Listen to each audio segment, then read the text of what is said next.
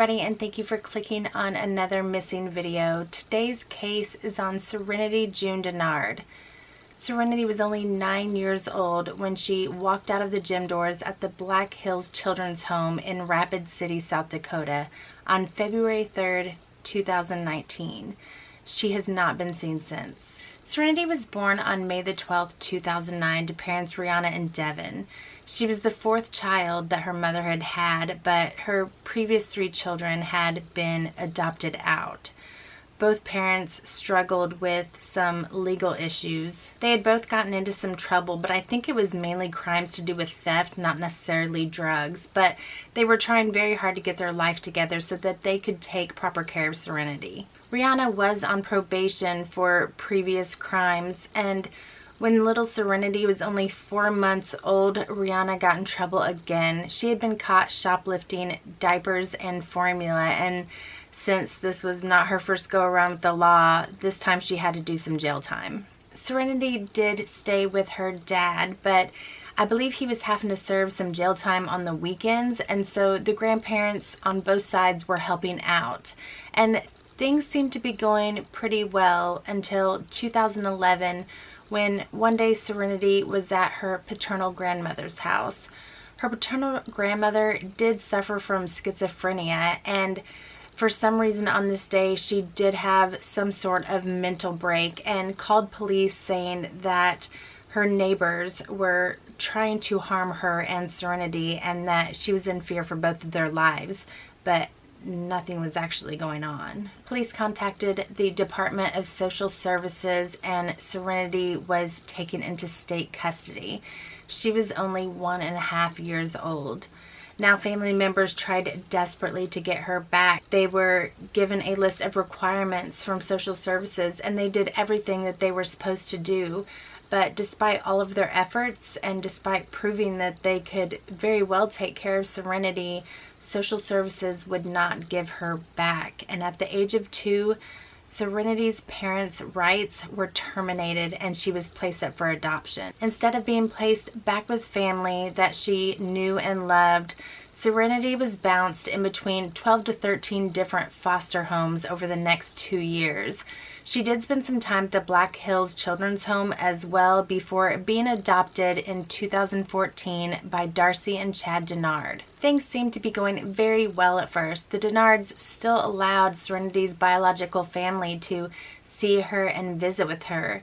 However, shortly after the adoption was finalized, the Dennards divorced, and Chad moved into a new home with a new woman named Cassandra. Chad had primary custody of Serenity and he moved himself, Serenity, Cassandra, and her children to South Dakota. Serenity did have some behavioral problems. She would be very sweet and loving one day and kind of standoffish and withdrawn the next. And she did run away on occasion. Serenity is believed to have suffered from RAD, which is reactive attachment disorder.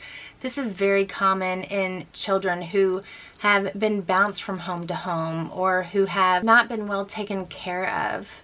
They have problems forming relationships and they don't want to get attached to anyone because they're afraid that that person will be taken away. Because of these issues, shortly after she turned 9 years old, her adoptive father Chad and her new stepmother Cassandra sent her to stay at the Black Hills Children's Home Society in July of 2018. This is a residential youth treatment facility near Rockville, South Dakota, where children ages 4 to 14 can go to get treatment for emotional and behavioral issues. The plan was for Serenity to stay at the children's home for about 14 months, and by February of 2019 she had been there for about 7 months, but she was due to return to the home of her adoptive father Chad very soon. She had tried to run away from the facility before, and so they put what's called an at arm's length order on her, which is a preventative measure to kind of make sure the kids are close by, you know, no farther than an arm's length so that they can't escape and they can't run off. They're always near a staff member. Her adoptive father had gone to see Serenity on February 2nd, 2019, and he said that she seemed to be doing very well. He had brought his new baby with him as well as his new wife's 2 children, and they all had a visit with Serenity, and things seemed to be okay. But on Sunday, February 3rd, the very next day after the visit, things would go very badly. Serenity and 3 other children were playing in the gym, and they were being supervised by 2 of the facility's staff members. 9-year-old Serenity had devised a scheme with another little girl in which the other little girl would create some kind of distraction so Serenity could sneak out the doors, and it worked. The other little girl took off running, and one of the staff members chased after her. Serenity ran out the gym doors and booked it across the property. Now the second staff member didn't chase after her because they had to stay with the other 2 children that were still in the gym. 35 minutes later, around 11:20 a.m., a grandmother was pulling into the parking lot because she was dropping off another child, I believe, and she saw Serenity standing out by the cattle guard, which was by the road. So she went in the building and told them, you know, hey, there's a kid standing outside, you might want to go check on her. And when she got back out to her car, she didn't see Serenity anymore. Now 35 minutes is an amazing head start for a little kid, or really anybody that's trying to escape. And staff members did not have any kind of emergency plan in place for if something like this happened.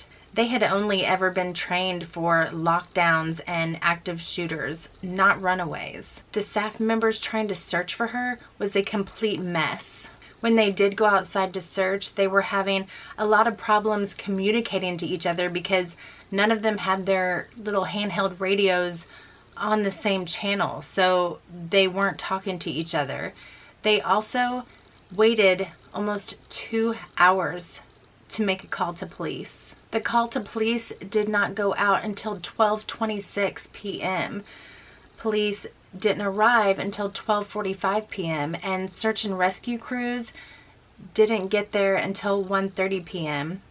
So by the time everything was organized and they had started searching, over 3 hours, maybe longer, had passed since she had walked out those doors. The weather was very, very cold that day, and there was a little bit of snow on the ground, but it was such a light dusting that she didn't leave any footprints to lead searchers in the direction she had gone. It did begin to snow heavily that afternoon, which hindered the search greatly. If there's snow covering the ground, they can't see, you know, disturbances in the soil where she may have walked or tried to hide. And when the snow is covering up things like pieces of clothing or a body or anything, the snow kind of encases the scent to where even tracking dogs don't pick up on it. The dogs did track her scent to the cattle guard where the woman driving in had seen her standing, but they didn't pick it up past that point.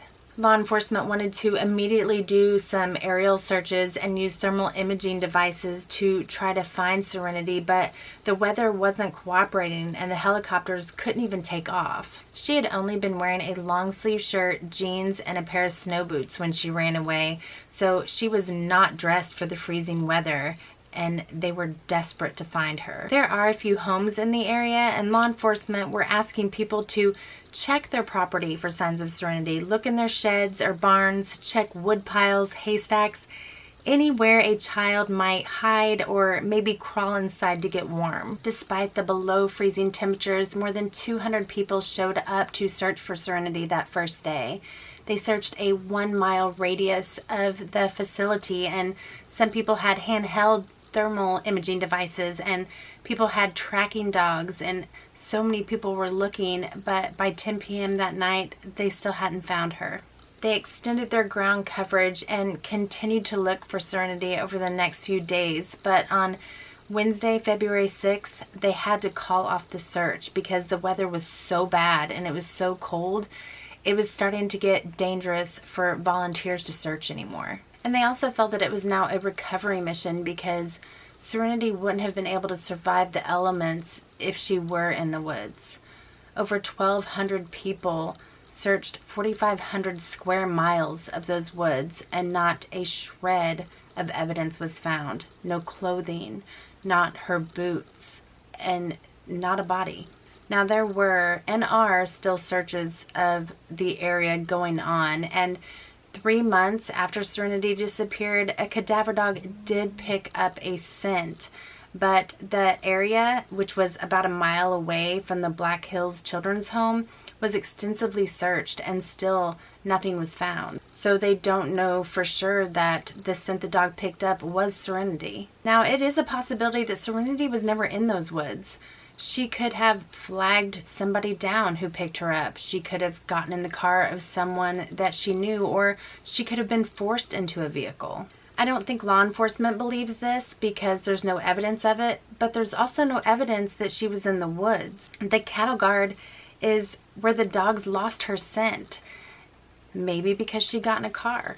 Investigators followed up on more than 220 leads and conducted around 465 different interviews, and they still have no clue as to what could have possibly happened to Serenity. I don't believe any roadblocks or anything like that were set up on that Sunday. That would have been a great thing to do right away, and she possibly could have been found if she was in a vehicle, but maybe they thought it was pointless since it took so long to start the search. An Amber Alert was never issued because she didn't fit the criteria.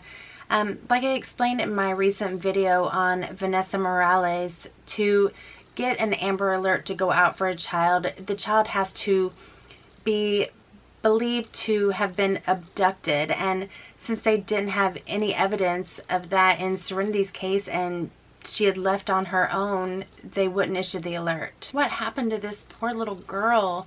Did she run away, you know, for attention, thinking she'd be found really quickly, and just got too far and got lost?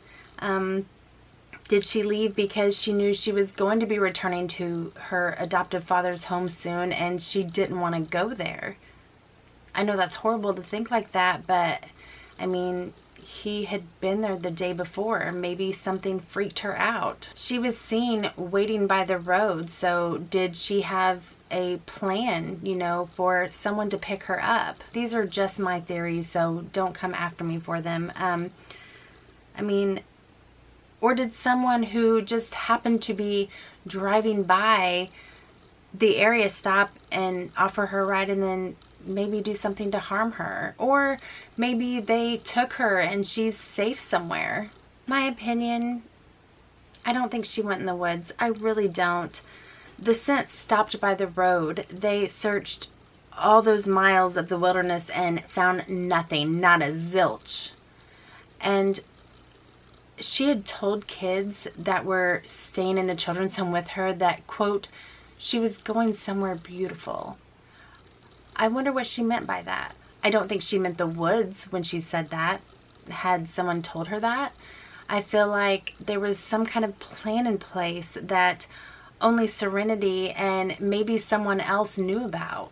Maybe there wasn't a plan at all and she just wanted to be somewhere different. I hope she's somewhere safe, though. I pray she's alive.